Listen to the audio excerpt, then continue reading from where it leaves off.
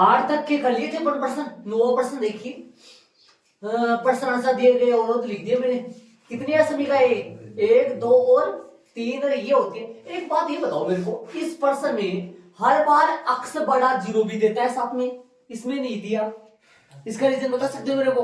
हर बार x बड़ा है zero से, ये जो कौन से अवरोध बोलते हैं इनको? अलग से ऋणेतर अवरोध है ना। तो ये बताओ वाई अक्स बड़ा जीरो से नहीं दिया, इसमें क्यों नहीं दिया?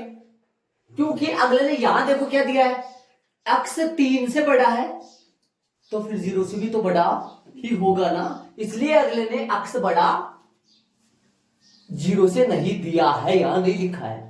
क्योंकि y यदि अक्स 3 से बड़ा है तो अक्स नॉर्मल बात है जीरो से तो बड़ा ही होगा ना, इसलिए अगले ने वो नहीं लगाया। यहाँ मैं ऋणेतर अवरोध लिखते थे अपन अलग, इसको मैं ऐसे लिख दिया। ध्यान दो, इन सभी असमीकाओं को समीकरण में असमीकाओं को समीकरण में बदलने पर बराबर में बराबर का निशान लगा दिया, और यहाँ पर बराबर का निशान लगा दिया। यहाँ पे ये समीकरण नंबर 1 हो गया, ये अपना 2 हो गया, और ये 3 हो गया। काम तो आते नहीं, चलो ऐसे कर दे, नंबर क्यों डालो। आ जाओ, करे पर बिंदु निकाले इसका, 2 बिंदु इसका निकालेंगे। एक्स्ट्रा तो जब कितना निकलेगा, लेकिन 2 बिंदु तो सबके निकाल ले एक बार। एक्स्ट्रा अभी नहीं पता चलता है, आपने 2 नंबर एक्स्ट्रा अपने को पता नहीं चलता, अपने को एक्स्ट्रा अपने को पता नहीं चलता है कितने बिंदु होंगे। लेकिन सुनो, 1 मिनट सुनो, ये लो बताओ तो इनके बिंदु बताओ, बिंदु निकाले पर प्रश्न नंबर 9 है अपना है।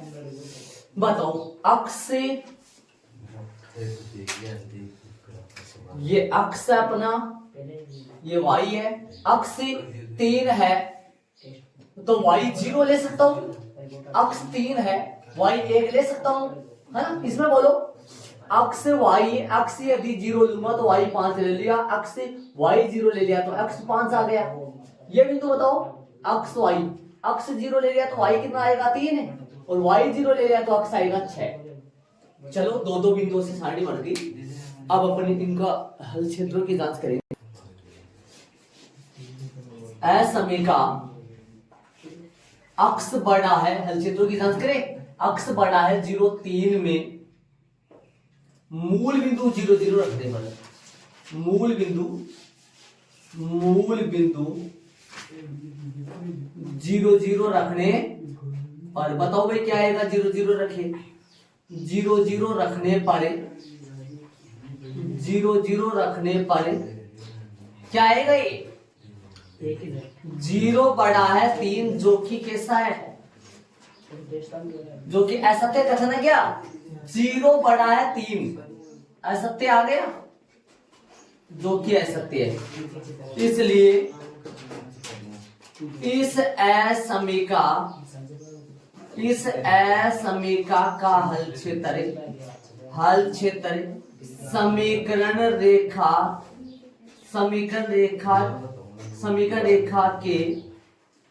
रेखा से मूल बिंदु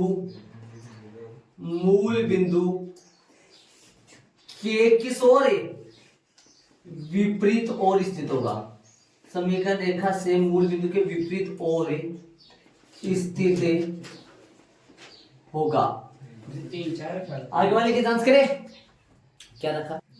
असमीका x प्लस में y, अगला करें बड़ा बराबर 5 में मूल बिंदु 0, 0 रखने पर, रखा होगा तो 0, 0 रखे तो क्या आएगा? ये 0 बड़ा है 5 से, जो कि कैसे है? सत्य है क्या? सत्य बताओ। 0 बड़ा है 5 से, जो कि असत्य है क्या? असत्य। इसलिए इस असमीका का हल क्षेत्र, असमीका का हल क्षेत्र समीकरण रेखा के किस ओर विपरीत ओर स्थित होगा।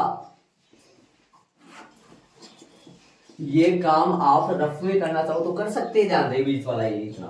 चलिए वो भी और हल क्षेत्रों की जांच। हाँ जांच, हल क्षेत्रों की जांच यहाँ नहीं करे तो कोई गलती नहीं होगा इससे, ध्यान दे। अपन 9th क्लास 11th क्लास में सीखे थे पूरे। असमीका अक्ष से प्लस में दो आई। हाँ बना हल क्षेत्रों का भी कर दिखा जो एक बार नहीं, हाँ वो 10th वाला कर लेंगे, जल्दी हो सकेगा। अक्ष प्लस में दो आई, अक्ष प्लस में दो आई बड़ा है बराबर 6 में मूल बिंदु 0 0 रखने पर, रखो मतलब 0 0, इसमें 0 0 रखोगे तो क्या आएगा, 0 बड़ा है बराबर 6 से, जो कि कैसा आएगा, असत्य आ रहे सारी असत्य, इसलिए इस असमीका का हल क्षेत्र समीकरण रेखा से मूल बिंदु के किस ओर विपरीत ओर स्थित होगा, विपरीत ओर स्थित होगा, विपरीत ओर स्थित होगा।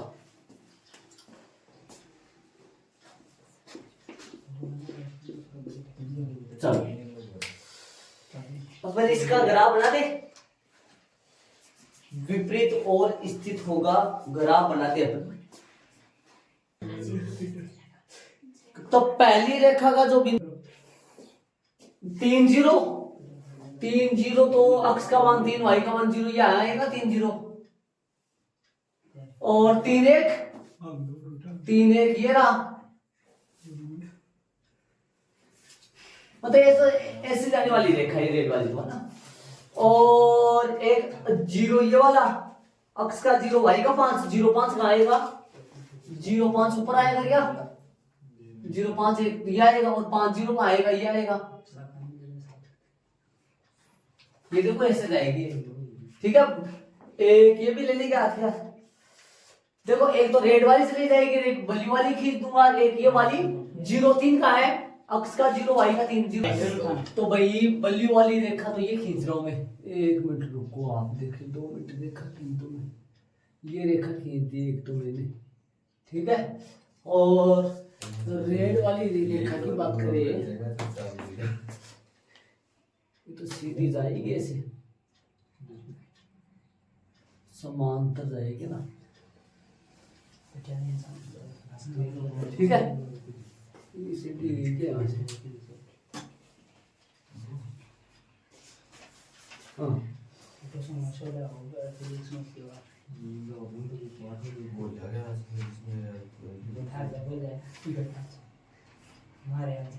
हो गया। अब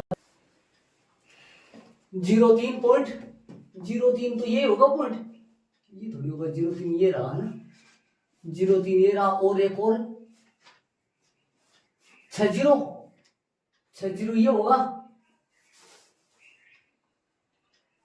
ये जाएगी वाली,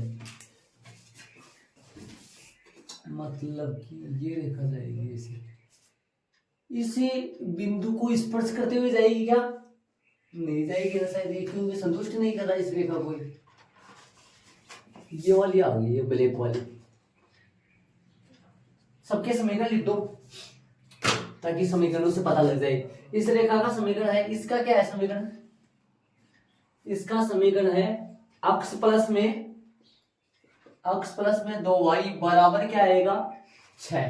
इसका समीकरण क्या है, बली वाली रेखा का जो समीकरण, रेड वाली का रेखा का क्या है, रेड वाली का तो सीधा सा है, अक्ष बराबर 3, और बली वाली रेखा का जो समीकरण आ गया वो क्या है, इसका समीकरण है अक्ष प्लस में y बराबर 5। तीनों के समीकरण लिख दिए, ठीक है, बराबर आएगा। छाया आ रहा तो देखो जरा, छायांकित कहां से होगा, सुनो पहली वाली देखो, पहली वाली रेखा कौन सी, अक्ष बराबर 3, अक्ष बराबर 3 रेखा के मूल बिंदु के विपरीत हो रहा है, तो मूल ये अक्ष बराबर 3 है, ये वाली रेखा तो टेढ़ी है मेरे पास है ना, अब सीधी कर लेना, ये वाली रेखा है, ये रेड वाली रेखा मूल बिंदु के विपरीत ओर, तो मूल बिंदु की ओर तो ये हुआ, विपरीत ओर इस ओर हुआ, तो ध्यान रखे इस रेड वाली रेखा की तो इस ओर होगा, ठीक है भाई, देख लो। और इस रेखा का अक्स प्लस में y बराबर 5 इस रेखा के भी मूल बिंदु के विपरीत ओर, मतलब इसके भी ऊपर की ओर, इस बली वाली रेखा के भी ऊपर की ओर, ब्लैक वाली का के भी ऊपर की ओर है, इसके भी ऊपर की ओर है। और एक देखो ये और देखा, इसको और देखो थोड़ा, y बराबर y बड़ा है किससे 0 से, तो y बड़ा है 0 से, तो y ये है, छोटा नहीं होगा तो ये भी इधर ही आ गया। तो टोटल देखा जाए तो इस तरफ है, ये आएगा, ये वाला आएगा ना। इसको छायांकित करने का तरीका सुनना, छायांकित कैसे करना है। छायांकित ऐसे करना है, इसको देखना ऐसे ले जाते हुए बारीक पेंसिल के नोक और स्केल को बारीक करते हुए ऐसे ले जाना। थोड़ा सा तिल ज्यादा नहीं है मेरे पास, आगे में थोड़ा तिल से कर दूंगी ऐसा, इस तरीके से ले जाते हुए ऊपर की तरफ, और भी पड़ेगा ही डाल रही, ये ऊपर की तरफ भी जाएगा। कलर तो आप ऐसे कर दो, ऐसे कर दो छन कलर का तरीके से। मैं इसको आगे बढ़ाऊंगा, थोड़ा जगह कम है मेरे पास, मतलब कि अपन ठीक है। यहाँ छायांकित कर लेना, यहाँ देखो ये रहा मैंने ऐसा, ये होगा छायांकित,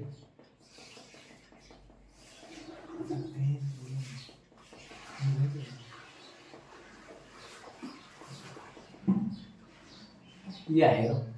और इसके ऊपर आएगा ध्यान रहे, अक्ष बड़ा किससे 3 से, तो अक्ष छोटा नहीं लेंगे 0 से, ये आएगा ऊपर वाला, ये है ना। इसको कलर कर देता हूं मैं, ठीक है। अरे पर बिंदु नहीं लिखी क्या, तो मैं बिंदु इस तरफ लिख देता हूँ, थोड़ा सा इसको ऊपर किस करता हूँ। अक्ष बराबर 3 था कि ये रेखा, ये रेखा अक्ष बराबर 3 था, तो ये बिंदु हो गया अपना अक्ष को y, ये तो आया क्या 3 0 और ये आया 3 1।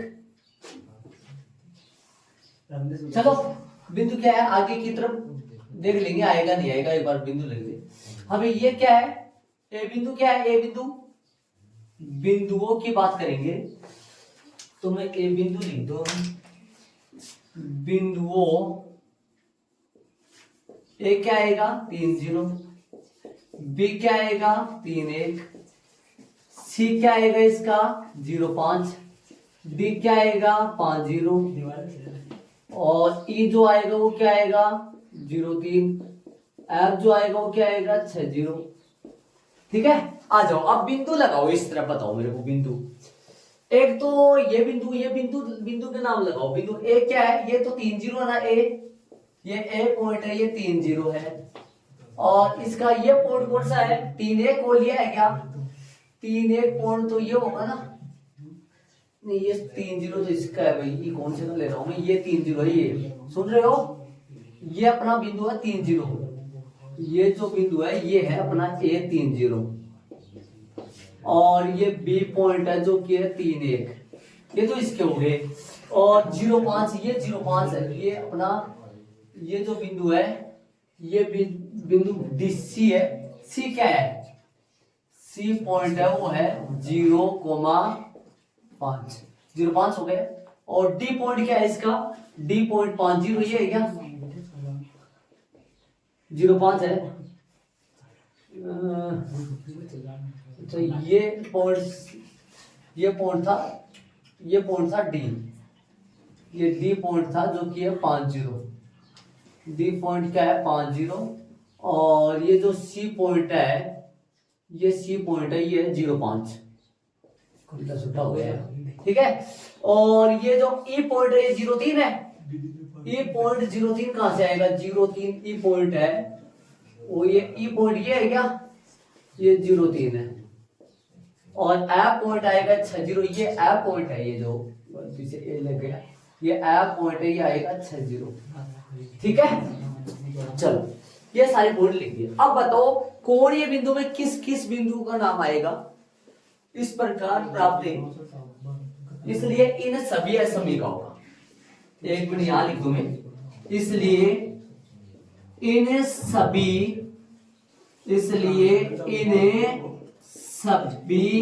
असमीकाओं का, इसलिए इन सभी असमीकाओं, इसलिए इन सभी असमीकाओं के हल क्षेत्रों का उपविलन क्षेत्र के हल क्षेत्रों का उबेनिष्ठ क्षेत्र बताओ। अब देखो नाम बताओ, इधर आओ सारे। उबेनिष्ठ क्षेत्रों का, इसलिए इन सभी समीकरणों के हल क्षेत्रों का उबेनिष्ठ क्षेत्र बताओ कौन सा हुआ?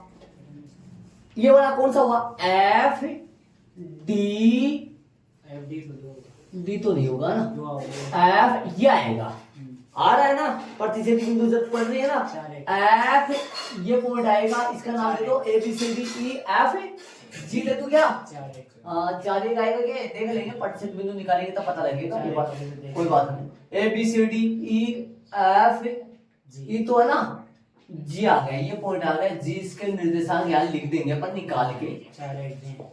चलो A B C D E F जी,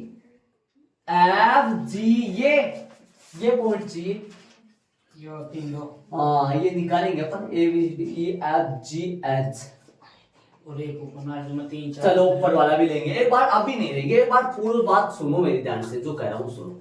अब बताओ, अब प्रतिच्छेदी बिंदु निकालने की जरूरत पड़ी इसकी, क्या पता इन 3 बिंदुओं में से एफ जी एच में से न जाने आंसर किस पे आएगा, पता नहीं अभी तक। तो पहले तीनों बिंदुओं के निर्देशांक पता होना चाहिए। एफ के निर्देशांक अपने पास है, डी के है, एच के, डी और एच के, जी और एच के नहीं है अपने पास, तो नाम तो लिख दो यहां, क्या आया? इसलिए इन सभी समीकरणों के हल क्षेत्रों का उबेनिष्ठ क्षेत्र कौन सा हुआ? एफ जी एच ही सुसंगत हल क्षेत्र है ही, तो इसलिए इन सभी समीकरणों के हल क्षेत्रों को उबेनिष्ठ क्षेत्र एफ जी एच ही अपरिबद्ध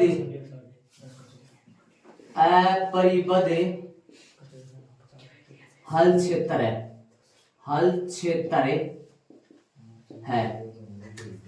अपरिबद्ध हल क्षेत्र है ही, एक वो लगा दो यहाँ, एक अपरिबद्ध हल क्षेत्र ही, एक अपरिबद्ध हल क्षेत्र है, ठीक है। इसलिए इस प्रकार प्राप्त कोणीय बिंदु बताओ क्या होगा? कोणीय बिंदु बताओ क्या क्या होगा?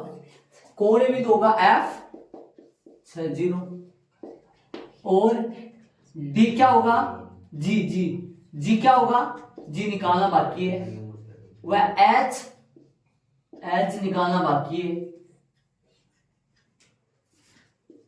देख लो, समझ गए आप? अब बताओ जी और एच कैसे निकालोगे?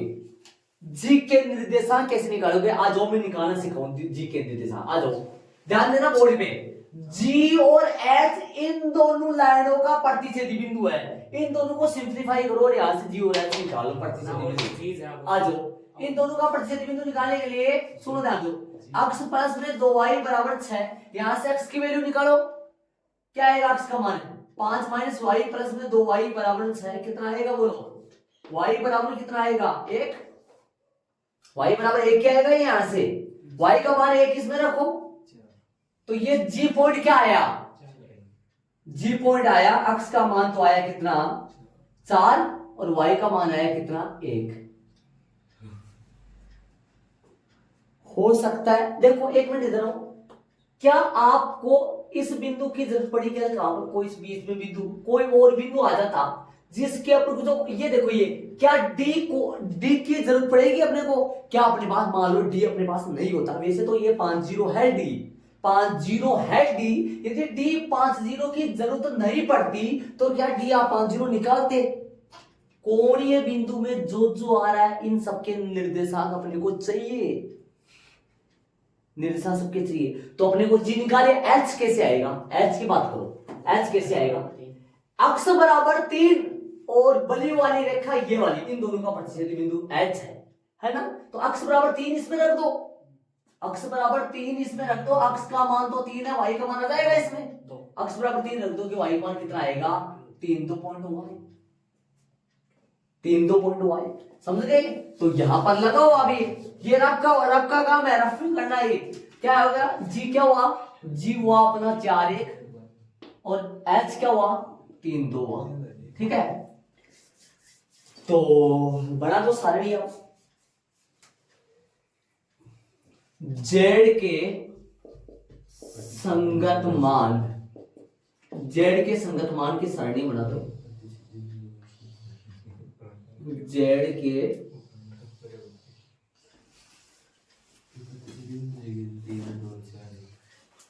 बताओ यह क्या आएगा, कोणीय बिंदु, कोणीय बिंदु यहां जेड बराबर है जेड के संगत मान, जेड के संगत मान और जेड बराबर माइनस एक्स और प्लस का 2y, जेड बराबर माइनस एक्स और प्लस का माइनस एक्स और प्लस का 2y। चलो पॉइंट लो, पहला पॉइंट क्या है, इसको थोड़ा नीचे कर दूं, बिंदु आ जाएंगे अपने पास सारे। हाँ पहला पॉइंट क्या है, एफ क्या हुआ, एफ हो गया 60, एफ क्या हो गया एफ 60, एफ जी एफ 60 है तो बताओ 60 इसमें रखो कितना आएगा 6 पे 60 पे 60 इसमें रखोगे तो कितना आएगा माइनस आएगा, और जी जो है जी क्या पॉइंट है जी 4 1 इसमें रखो, जी 4 1 इसमें रखो माइनस का 4 और प्लस का 2 तो माइनस का 2 आया, और एच और रखो इसमें 3 2 3 2 एच 3 2 रखोगे तो 3 तो माइनस का और 2 प्लस का 1 आया, तो सर बे बिंदु भी तो कौन लिखा, प्लस का 2 आया। कौन सा बिंदु बे निकाला जब हम दबाव। अभी एक बात ये बताओ, 2 बिंदु बता रहे जी एच यहां लिखना है, जी एच कहां लिखे, जी किन का है, जी अपना है पहला दूसरा तो 3 2 नहीं जी तो अपने इस रेखा रिवेश से तो रेखा ना दे बात करें तो ये जी पॉइंट अपना कौन सी इन दोनों रेखा पर है, 3 4 पॉइंट लो तो हाँ दूसरा ले लो अक्ष पर, एक मिनट अक्ष का ये एक तो ये है, यहाँ लगा दो, यहाँ लगा दो कि कौन सा है, ये है 4 1 और एक और है क्या एच, इसमें नहीं है शायद, इसमें है क्या जी 2 पर जाना 2 पर लिखो ना जी एक तो 45 लिख दे रहे कि नहीं पर लिखो, इस पे लिखो अक्ष बराबर इस पे लिखो, इस पे एक इस पे लिखोगे क्या लिखना है 3 2 3 2 यहाँ लिखो, सही बात है। चलो 3 2 यहाँ लिखो तो इस पे क्या आएगा, इस पे तो और आएगा कोई कुर्सी पे x प्लस में y बराबर, इस पे 3 2 भी आएगा ना, इस पे इस पे 3 2 भी आएगा, इस पे आएगा एक, कौन सा आएगा इस पे एक, इस पे आएगा 4 1 आएगा क्या। चलो यहाँ पर बिंदु और लिख दो, नाम क्या दिया इनका 3 2 का, 3 2 का नाम एच दिया, एच 3 2 हुआ, और यहाँ पर नाम क्या दिया, एक तो ये जी क्या है यहाँ 4 1 है और एच क्या है 3 2 है, ठीक है। इधर जो बिंदु है ये 4 1 है, जी जो है वो 4 1 है, जी तो है 4 1 इसके ऊपर, सही है ना। चलो ये आगे, अब बताओ इसके ऊपर ध्यान से देखो, आप 3 2 सारे पे कर लिया ये काम अपने। अब बताओ इसमें न्यूनतम और अधिकतम दोनों वहां निकाले थे प्रश्न में, दोनों निकाले थे ना, अधिकतम निकालना था न्यूनतम नहीं निकालना था, अधिकतम निकालना था न्यूनतम नहीं निकालना था, प्रश्न में देख लो अधिकतम निकालना था ना, इसका सिर्फ अधिकतम ही करना था ना, हाँ अधिकतम ही करना, अधिकतम। अब सुनो अधिकतम में एक आ रहा है ना, एक आ रहा है, एक मिनट थोड़ा सा ध्यान आइडिया ये लगाओ, ध्यान से सुनना। देखो यहाँ 3 2 रखने से क्या आया प्लस का 1 आया, तो जैसे जैसे दिमाग लगाओ, जैसे जैसे ये y का मान बढ़ेगा, दिमाग लगाओ, जैसे जैसे y का मान बढ़ेगा वैसे वैसे ये भी बढ़ेगा, ध्यान दे रहे हो। जैसे यहाँ 3 2 की बजाय चलो ये पॉइंट लो, एक बार 3 4 लो, यहाँ 3 4 पॉइंट लेके देखो, ध्यान से सुनो। 3 4 जैसे लोगे आप, ध्यान देना ये मेन बात है, 3 4 जैसे लोगे तो माइनस का तो 3 और प्लस का 8 मतलब प्लस का 5 आया जेड का मान, और 3 5 लोगे तो और बड़ा आएगा, जैसे जैसे y बढ़ेगी ना वैसे वैसे यहाँ जेड का अधिकतम मान भी बढ़ेगा। तो क्या अधिकतम मान फिक्स ही आ रहा है या बढ़ता ही जा रहा है, इस पर बढ़ता ही जा रहा है, इसलिए यहाँ पर लिखेंगे एक आया है मेरे पास है, लेकिन इस लाइन पर बढ़ता ही जा रहा है, इसलिए कोई भी नहीं है अधिकतम मान, ये लिखना है यहाँ। तो क्या लिखेंगे, ये सारी बातें मैं यहाँ लिख रहा हूं, है ना, ये सारी बातें यहाँ लिख रहा हूं। आप 3 2 की जगह और भी पॉइंट करके भी कर सकते हो, 3 4 3 5 कोई भी पॉइंट। तो एक पॉइंट और निकाल के दिखा दो, अगले को संतुष्टि हो जाएगी। एक पॉइंट और निकाल के दिखा दो, है ना, समझ में तो आ गया ना भाई, इस लाइन पर बढ़ेगा तो एक पॉइंट और दिखा दो अगले को, कि अगले को असंतुष्ट हो जाए, पक्का वास्तव में बढ़ रहा है। एक दो पॉइंट और लिख देना, जी एच आई, क्या आई पॉइंट लगा के 3 4 कर दो, या 3 5 कर दो, या 3 6 कर दो, लेकिन आएगा तो 3 के साथ ही, और ऊपर वाले बढ़ना, नीचे वाले मत चले जाना, नीचे तो हल ही नहीं है, वो तो हल तो ऊपर है। हाँ 3 4 कर दो, क्या 3 4 पे क्या आएगा, संगतल में वो आई को ना बाद में 5, वहां नहीं है संगतल में आई आ जाएगा, लेकिन यहाँ पर पहले थोड़ी पता लगा था इस चीज का अपने को। पहले कुछ 3 हाँ आप यहाँ पर 3 4 लेके चले हो ना, तो यहाँ एच आपका वो आ जाएगा, 3 2 तो प्रतिशत है, 3 2 तो आगे। इसके अलावा आप लगा सकते हो यहाँ आई 4 पॉइंट लेके चल सकते हो। वैसे मेन तो 3 ही पॉइंट आ रहे हैं, सुन रहे मैं क्या कर रहा हूँ, मेन तो 3 ही पॉइंट आ रहे हैं, एक पॉइंट तो अपन ने लगा रहे हैं वैसे, तो वो पॉइंट आप यहाँ लगाओ तो लगाओ, वरना यहाँ पर एडजस्ट कर लो, कोई दिक्कत। जी एफ जी एच आई हो ना जाएगा ऊपर, यहाँ लगाओ तो लगाओ, वरना मेन तो यहाँ तो दिखा दो अगले को, कितना आएगा 5 ही आएगा कि इस पर 5 ही आएगा, तो क्या लिखोगे, आता है यहाँ बिंदु डी का अधिकतम मान, इसलिए यहाँ बिंदु, इसलिए सिर्फ आई बिंदु को ले लिया, आई बिंदु ऊपर ले लिया, यहाँ देखो यहाँ लगाओ, क्या लगाओ, नहीं जरूरी तो नहीं है, देखो जरूरी नहीं है पॉइंट, लेकिन अगले को दिखा, जैसे बढ़ रहा है वैसे बढ़ता हुआ प्रतीत हो जाए, बढ़ता हुआ प्रतीत हो जाए, है ना। इसलिए z का अधिकतम मान कितना आएगा, अधिकतम मान बराबर कितना है, 5 है। जेड का अधिकतम मान 5 आया है, किस पे 3 4 पर 5 आया है ना, 3 4 पर 5 है, 3 4 पर तो हम को लगते हैं काटा मेरे 3 5 है। लेकिन सुनो ये बात, लेकिन जेड, इसलिए जेड का अधिकतम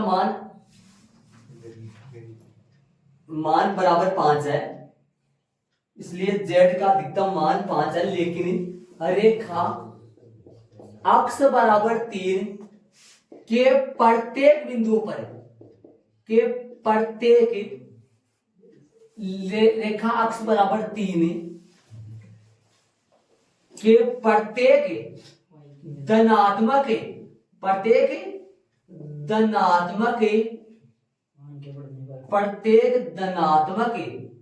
y के मान के बढ़ने पर z का अधिकतम मान भी, z का मान भी नहीं, तो z का मान भी बढ़ता जाता है, बढ़ता ही जाता है, बढ़ता ही जाता है। क्या बोला मैंने, देखो, इसलिए z का अधिकतम मान 5 है, लेकिन रेखा अक्ष बराबर 3 के प्रत्येक धनात्मक y के मान के बढ़ने पर, प्रत्येक धनात्मक y के मान के बढ़ने पर, y के धनात्मक मान के बढ़ने पर z का मान भी बढ़ता ही जाता है। तो फिर z का अधिकतम मान क्या लोगे, कुछ निर्धारित नहीं हुआ ना, अरे जैसे जैसे बढ़ता जाएगा वैसे वैसे बढ़ रहा है अपने पास, तो z का निर्धारित मान नहीं हुआ, तो अतः यहाँ z का कोई भी अधिकतम मान नहीं है, अतः यहाँ z का कोई भी अधिकतम मान नहीं है। इस तरीके से इसका आंसर भी नहीं में ही आएगा। याद करो वो नहीं में किसका आंसर आया था, उदाहरण 5 का, प्रश्न नंबर 10 का भी नहीं था आया था, लेकिन वो तो सुसंगत क्षेत्र ही नहीं बना था। उदाहरण 5 का देखा होगा आपने, उदाहरण 5 का नहीं का आंसर आया था, उदाहरण 5 का प्रश्न नंबर 10 भी आएगा, जो जिसका हल ही नहीं हुआ था, जो छायांकित नहीं हुआ था किधर भी, इसलिए उसका तो, लेकिन ये छायांकित होते हुए भी आंसर नहीं आ रहा इसका। देख लो, जैसे जैसे y का मान बढ़े वैसे वैसे ही यहां z का मान भी बढ़ता जा रहा है, अतः यहां z का कोई भी अधिकतम मान नहीं है। ये इसका आंसर आ गया नहीं। और उदाहरण नंबर 5 अपन करे थे, 5 में भी ऐसा ही था। 5 में ऐसा ही तो था, क्यों? क्योंकि वहां उभयनिष्ठ क्षेत्र नहीं आया था और z का कोई भी न्यूनतम मान नहीं हुआ था। और प्रश्न नंबर 10 है, प्रश्न नंबर 10 में भी ऐसा ही था, यहाँ वहां पे भी कोई भी उभयनिष्ठ क्षेत्र नहीं आया था, यहाँ कोई भी सुसंगत हल क्षेत्र नहीं है, z का कोई भी मान नहीं आया था। तब तो चित्र वो मतलब वो छायांकित नहीं हुआ था, लेकिन ये छायांकित होते हुए भी इसका मान नहीं आया। देखो शायद समझ में आ गया। अब मेरी बात सुनो, अब यदि आपको सुनो, आप ये हल क्षेत्रों की जांच है ना, सुनो ध्यान देना, ये काम है ना, ये काम, ये काम, ये काम, ये ध्यान से सुनो, ये वाला काम ध्यान देना, ये जो मैंने काम लगाया ना, आप ये रफ में करना चाहो ना कर लेना, ये सारा काम रफ में करना चाहो तो कर लेना, कोई गलती नहीं है। लेकिन इसके साथ क्या करना पड़ेगा वो सुनो, आप लिख लेना चाहिए, अपने अपने ग्राम में लिख लेना। यदि ये काम आप नहीं कर रहे हो, सुन रहे हो, ये काम यदि आप नहीं कर रहे हो, इतना कोई दिक्कत नहीं है, मत करना। लेकिन और क्या करना पड़ेगा इसके साथ आपको, ये रफली कर लेना, आप जो भी आई बिंदु वगैरह लगा लेना, है ना। और यहाँ क्या लगाओगे फिर, बाकी सब ही सही लिख देना कि इसलिए इन सभी समीकरणों के हल क्षेत्रों का सही ऐसा लिखोगे, हल क्षेत्रों को भिन्न क्षेत्र ही इस प्रकार प्राप्त बिंदु z का हो गया। हाँ ऐसे लिख देना, इसको छोड़ देना चाहिए, बीच में से हटा देना इसको।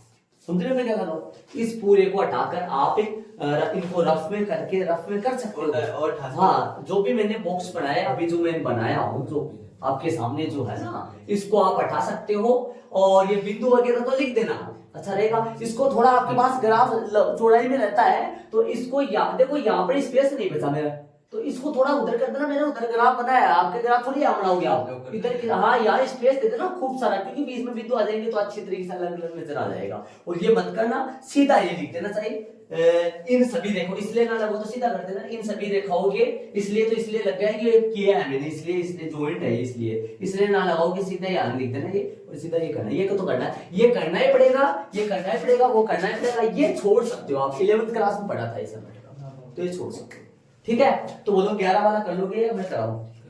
कर लोगे 11 वाला? 11 वाले का उदाहरण 5 कितना है? 11 क्या वो 10 वाला उदाहरण 5 कितना कर लोगे? 10 कर लोगे ना। उदाहरण 5 कितना है उसका ऐसे लिखोगे यहाँ भाई, जो उभयनिष्ठ क्षेत्र ही नहीं आ रहा है, उभयनिष्ठ क्षेत्र ही नहीं आ रहा है, तो z का कोई भी अधिकतम मान या फिर न्यूनतम मान जो भी पूछे वो लिख देना, z नहीं आ रहा है, इसलिए यहाँ इन सभी समीकरणों क्षेत्रों को उभयनिष्ठ क्षेत्र नहीं है, तब यहाँ कोई भी सुसंगत हल क्षेत्र नहीं है, अतः z का कोई भी न्यूनतम मान नहीं। न्यूनतम पूछा उसमें दे दिया मैंने, न्यूनतम कर लोगे देखो। और ये एक बात ये बोल बता दो, प्रत्येक ग्राफ में ऐसे बताओ कितने प्रकार के ग्राफ आपके, एक तो अंदर के अंदर छायांकित हो जाएंगे, सुन रहे हो, एक तो अंदर के अंदर छायांकित हो जाएगी, और एक छायांकित नहीं हो, और एक ऐसे खुला छायांकित हो, है ना। अंदर के अंदर छायांकित हो उसमें तो कोई दिक्कत नहीं है, लेकिन यदि खुला छायांकित हो ना तो इसके तीर के निशान लगाओ, क्या लगाना है? तीर के निशान लगाना है, सुन रहे हो मैं क्या कर रहा हूं? तीर के निशान लगा लो। खुला छायांकित हो तो करीबन या 3 या 4 जगह तीर के निशान लगाना। खुला छायांकित हो ना, ये अपरिबद्ध हो, देखो अपरिबद्ध क्षेत्र को बोलते हैं, खुला छायांकित हो जाना, तो खुले में 3-4 जगह तीर के निशान लगा देना, भाई इधर छायांकित हो रहा है। और छायांकित ऐसे तिरछे करना, सुन रहे मैं क्या कर रहा हूं?